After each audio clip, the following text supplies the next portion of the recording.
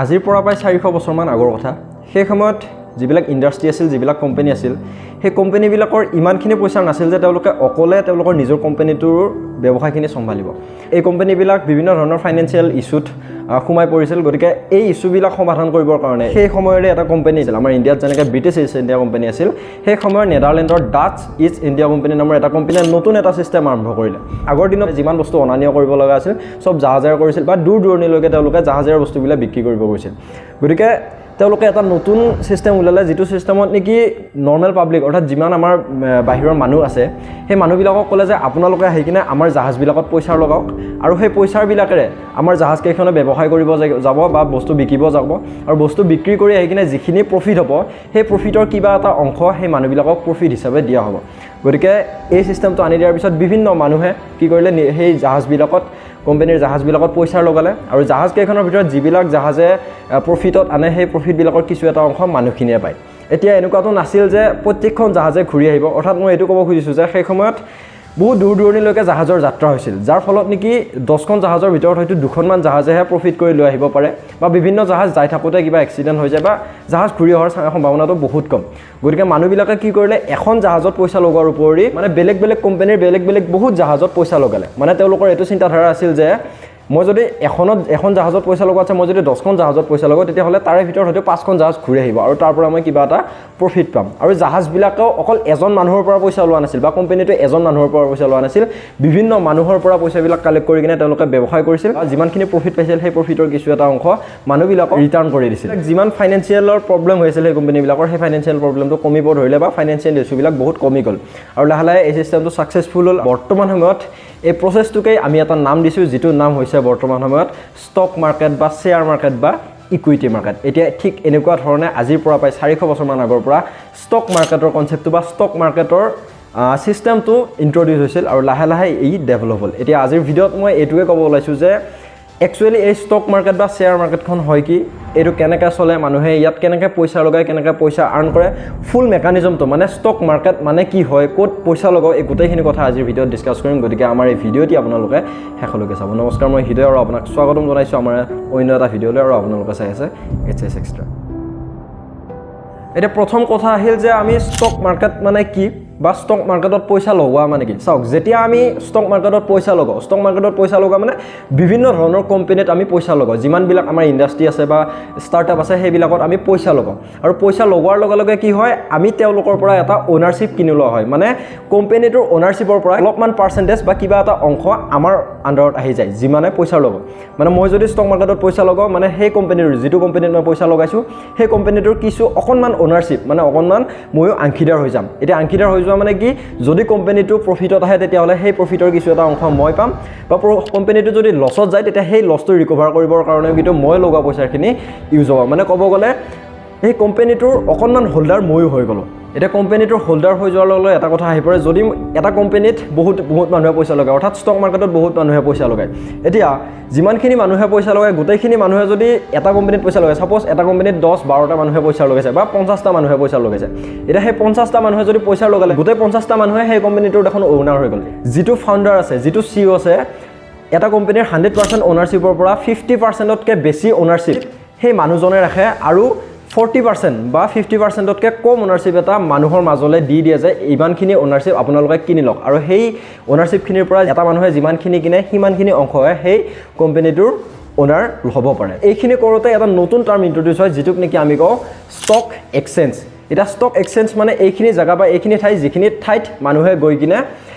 সেই কোম্পানীটোৰ শ্বেয়াৰ কিনে বা সেই কোম্পানীটোৰ অ'নাৰশ্বিপখিনি কিনে এতিয়া আগৰ দিনত মই হিষ্ট্ৰীৰ পৰা যদি ক'ব যাওঁ সেই জাহাজ কেইখনত মই আগতে কোৱাৰ দৰে সেই জাহাজ কেইখনৰ যিটো ঘাট আছে সেই ঘাটত যাই কিনে আমি যিখন জাহাজত পইচা লগাব লাগে সেইখন জাহাজৰ মালিকটোক যাই কিনে পইচাটো দিলে হৈ গৈছিল কিন্তু বৰ্তমান সময়ত যিহেতু ডিজিটেল দুনিয়া আহি গৈছে বা অনলাইনৰ থ্ৰুদি গোটেইখিনি কাম হয় গতিকে বৰ্তমান সময়ত এই গোটেই ভাৰতত ষ্টক এক্সচেঞ্জ বুলি ক'লে বিভিন্ন ধৰণৰ ষ্টক এক্সচেঞ্জ কোম্পানী আছে আমাৰ ভাৰতত মেইন যদি মই দুটা ষ্টক এক্সচেঞ্জৰ কথা ক'ব লাগে প্ৰথমটো হৈছে আমাৰ বম্বে ষ্টক এক্সচেঞ্জ যাক আমি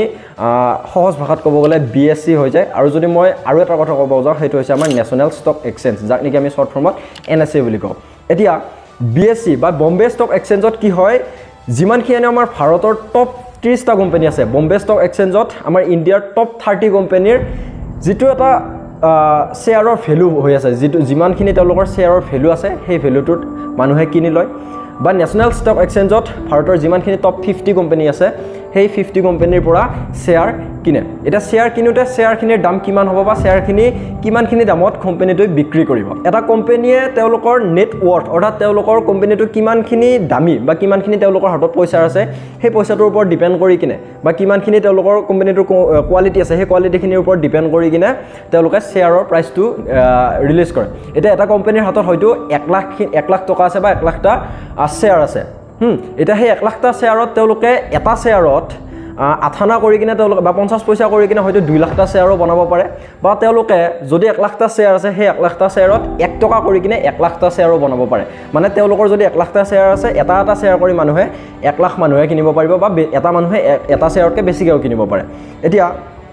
এই কথাখিনিৰ পিছত এটা কথা ক্লিয়াৰ হয় যে প্ৰত্যেকটো শ্বেয়াৰৰ দাম এটা কোম্পানীৰ যদি 1 লাখটা শ্বেয়াৰ আছে সেই 1 লাখটা শ্বেয়াৰৰ প্ৰত্যেকটো শ্বেয়াৰৰ দাম সেম হয় মানে এটা কোম্পানীৰ যদি এটা শ্বেয়াৰৰ দাম 1 টকা তেতিয়াহ'লে সেই 1 লাখটা শ্বেয়াৰৰ দামো 1 টকাই হ'ব বা এটা কোম্পানীৰ যদি 1 লাখটা শ্বেয়াৰৰ ভিতৰত এটাৰ দাম 50 পইচা কৰি দিছে 8 কৰি দিছে তেতিয়াহ'লে তেওঁলোকে টোটেল বনাব 2 লাখটা শ্বেয়াৰ এতিয়া এনেকুৱা ধৰণে কোম্পানী এটাই তেওঁলোকৰ শ্বেয়াৰৰ দামটো ৰিলিজ কৰি কিনে ডিচাইড কৰি কিনে মাৰ্কেটত এৰি দিয়ে আৰু সেই মাৰ্কেটত এৰি দিয়াৰ পিছত ষ্টক এক্সচেঞ্জত যাই কিনে ষ্টক এক্সচেঞ্জ আমাৰ যিটো প্লেচ য'ত আমি ষ্টকটো লওঁ বা কোম্পানী এৰি দিয়ে সেই প্লেচটোত যাই কিনে বস্তুটো কিনে বা শ্বেয়াৰটো লয় এতিয়া ষ্টক এক্সচেঞ্জত যাতে তাতে দুখন মাৰ্কেট আছে ষ্টক এক্সচেঞ্জৰ মাৰ্কেটখন দুখন প্ৰথম মাৰ্কেটটো হৈছে আমাৰ প্ৰাইমাৰী মাৰ্কেট এতিয়া প্ৰাইমাৰী মাৰ্কেটখন কি হয় যিখন মাৰ্কেটত কোম্পানীয়ে সেই ষ্টকৰ প্ৰাইচটো ৰিলিজ কৰি কিনে এৰি দিয়ে নৰ্মেল পাব্লিকলে এইখন হৈছে আমাৰ প্ৰাইমাৰী মাৰ্কেট এতিয়া প্ৰাইমাৰী মাৰ্কেটত কোম্পানীটো এটা ফিক্স প্ৰাইচ ধৰি লয় এটা শ্বেয়াৰ অৰ্থাৎ কোম্পানীটোৱে হয়তো এটা শ্বেয়াৰত 8 কৰি কিনে পাব্লিকৰ মাজলৈ এৰি দিছে এতিয়া সেই প্ৰাইমাৰী মাৰ্কেটত মানুহে কি কৰিব যাই কিনে ষ্টকটো কিনিব বা শ্বেয়াৰটো কিনিব সেকেন্ড আহিল আমাৰ সেকেন্ডাৰী মাৰ্কেট এটা সেকেন্ডাৰী মাৰ্কেটত কি কৰিব মানুহে ষ্টকটো কিনি ল'ব বা শ্বেয়াৰটো কিনি লৈ উঠি বেলেগ কাৰ্টত বেচিব পাৰিব মানে যিবিলাক বায়াৰ আৰু সেলাৰ আছে বায়াৰ আৰু সেলাৰ গৈ কিনে সেই কোম্পানীটোৰ শ্বেয়াৰবিলাক কিনি লয় এতিয়া সেকেন্ডাৰী মাৰ্কেটত প্ৰাইচটো উঠা নামা হৈ থাকে অৰ্থাৎ প্ৰাইমাৰী মাৰ্কেটত আমাৰ শ্বেয়াৰৰ প্ৰাইচটো সেম থাকে যেহেতু এটা সেম প্ৰাইচত কোম্পানীয়ে ৰিলিজ কৰে আৰু সেকেন্ডাৰী মাৰ্কেটত সেই শ্বেয়াৰৰ প্ৰাইচটো উঠা নামা হৈ থাকে বা বেছি কম হৈ থাকে এতিয়া এই বেছি কম হোৱাটো ডিপেণ্ড কৰিব কোম্পানীটোৰ কিমানখিনি ডিমাণ্ড আছে এটা কোম্পানীটোৰ শ্বেয়াৰৰ ডিমাণ্ডৰ ওপৰত ডিপেণ্ড কৰি কিনে সেই শ্বেয়াৰৰ ভেলু বাঢ়ে যদি এটা কোম্পানীৰ সাপোজ মই এয়াৰটেলৰ এক্সাম্পল লৈছোঁ সো এয়াৰটেলৰ শ্বেয়াৰ এটাৰ দাম যদি বৰ্তমান 1 টকা হৈ আছে যদি বহুত মানুহে সেই 1 টকাত সেই শ্বেয়াৰটো কিনিব খুজিছে তেতিয়া হয়তো সেকেন্ডাৰী মাৰ্কেটত সেই শ্বেয়াৰটোৰ প্ৰাইচ হৈ যাব 2 টকা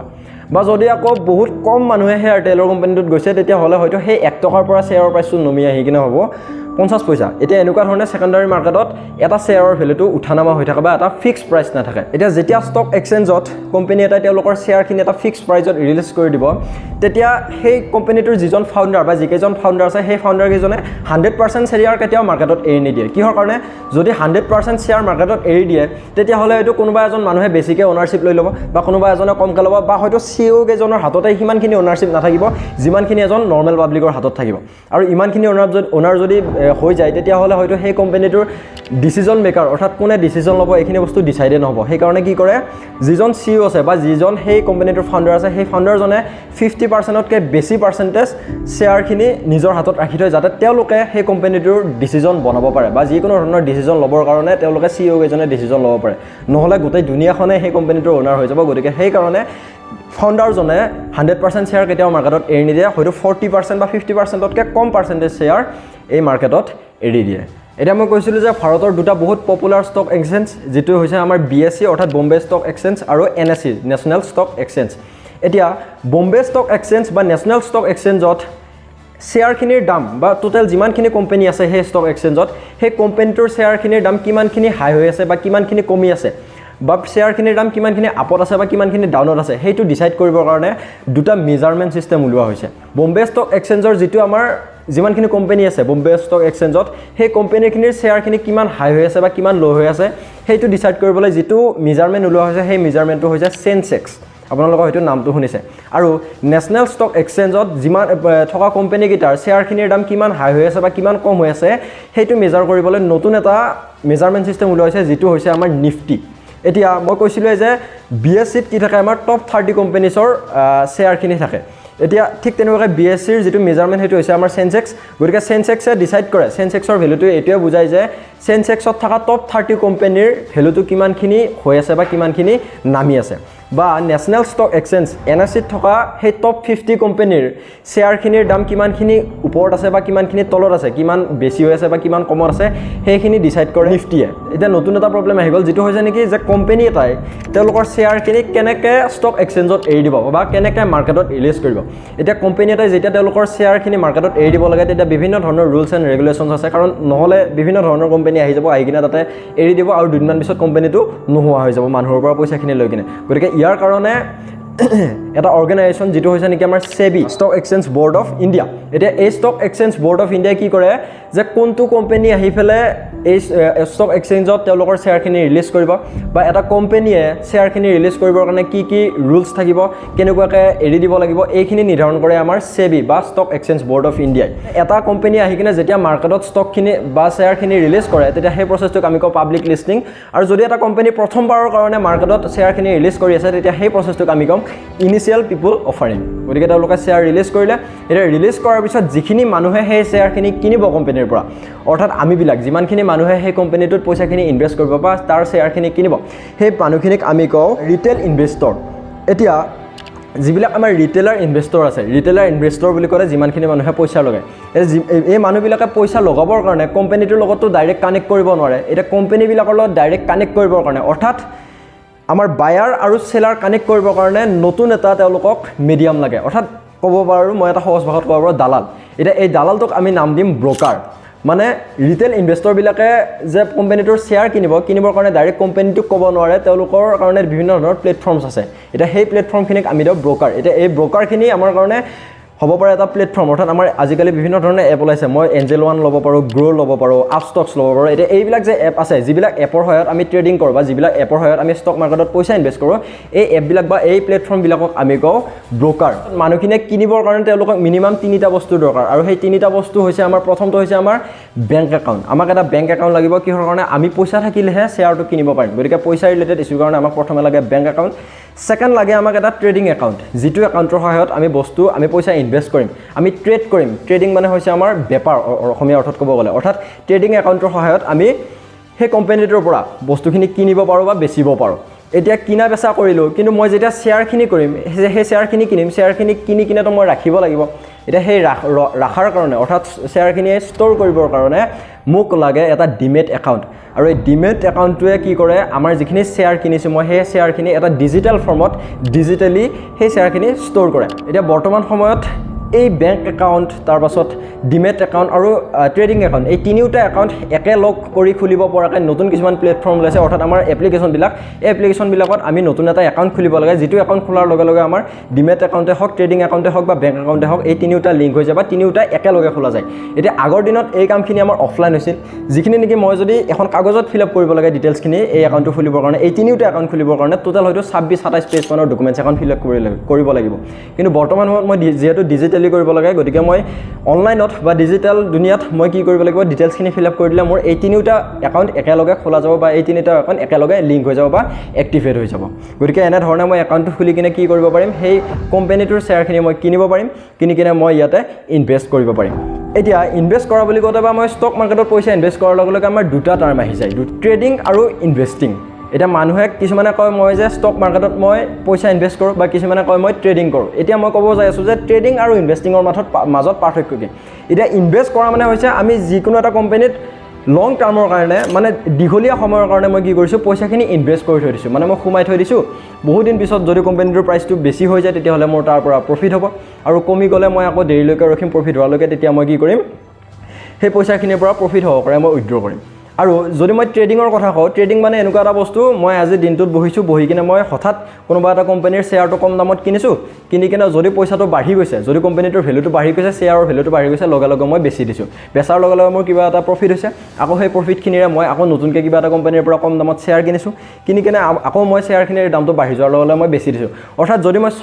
শ্বৰ্ট টাৰ্মৰ কাৰণে ইনভেষ্ট কৰোঁ তেতিয়াহ'লে এইটোক মই ক'ম ট্ৰেডিং আৰু যদি মই লং টাৰ্মৰ কাৰণে ইনভেষ্ট কৰোঁ তেতিয়াহ'লে এইটো হৈছে মোৰ ইনভেষ্টিং যিবিলাক আমাৰ ব্ৰকাৰ আছে ব্ৰকাৰ মানে হৈছে আমাৰ যিবিলাক প্লেটফৰ্ম যিটো প্লেটফৰ্মে নেকি আমাক বায়াৰ আৰু সেলাৰক কানেক্ট কৰে অৰ্থাৎ আমাৰ সেই কোম্পানীবিলাকৰ লগত আমাক ৰিটেইলাৰ ইনভেষ্টৰবিলাকক কানেক্ট কৰে সেই প্লেটফৰ্মটো হৈছে আমাৰ ব্ৰকাৰ এতিয়া এই ব্ৰকাৰবিলাক আমাৰ বিভিন্ন ধৰণৰ এপবিলাক এঞ্জেল ওৱানে হওক গ্ৰ'য়ে হওক আপষ্টক্সে হওক বা বিভিন্ন ধৰণৰ প্লেটফৰ্ম আছে এতিয়া এই প্লেটফৰ্মবিলাকে কি কৰে আমি তেওঁলোকে যিহেতু আমাক কানেক্ট কৰি দিছে গতিকে এইখিনি কাম কৰাৰ নামত তেওঁলোকে কিবা এটা কমিশ্যন ৰাখে ৰিটেইলাৰ ইনভেষ্টৰবিলাকৰ পৰা যিটো কমিশ্যন ৰাখে সেই কমিশ্যনটোক আমি কওঁ ব্ৰকাৰেজ ৰেট এতিয়া ব্ৰকাৰেজ ৰেটটো ডিপেণ্ড কৰিব মই ইনভেষ্ট কৰিছোঁ নে ট্ৰেডিং কৰিছোঁ যদি মই ট্ৰেডিং কৰোঁতে মই দিনটোত 3-4 4বাৰ ইনভেষ্ট কৰিছোঁ 3-4 4বাৰ চেল কৰিছোঁ অৰ্থাৎ শ্বৰ্ট টাইমৰ কাৰণে কৰি আছোঁ গতিকে এটা ট্ৰেডাৰৰ কাৰণে ব্ৰকাৰেজ ৰেটটো বহুত বেছি হৈ যায় য'ত নেকি এজন ইনভেষ্টৰৰ কাৰণে যিটোৱে লং টাৰ্মৰ কাৰণে কৰি আছে তেওঁলোকে হয়তো মাহত এবাৰহে শ্বেয়াৰটো কিনিব বা মাহত এবাৰহে শ্বেয়াৰটো বেচিব গতিকে তেওঁলোকৰ কাৰণে ব্ৰকাৰেজ ৰেটটো বহুত কম হৈ যায় এইখিনিয়ে আছিল আমাৰ ষ্টক মাৰ্কেটৰ বেছিকখিনি অৰ্থাৎ আমাৰ ষ্টক মাৰ্কেট কাক কওঁ ষ্টক মাৰ্কেটত এটা কোম্পানীয়ে কেনেধৰণে শ্বেয়াৰটো ৰিলিজ কৰে তাৰ পৰা মানুহে গৈ কেনেকৈ কিনে ক'ৰ পৰা আৰম্ভ হ'ল ষ্টক মাৰ্কেট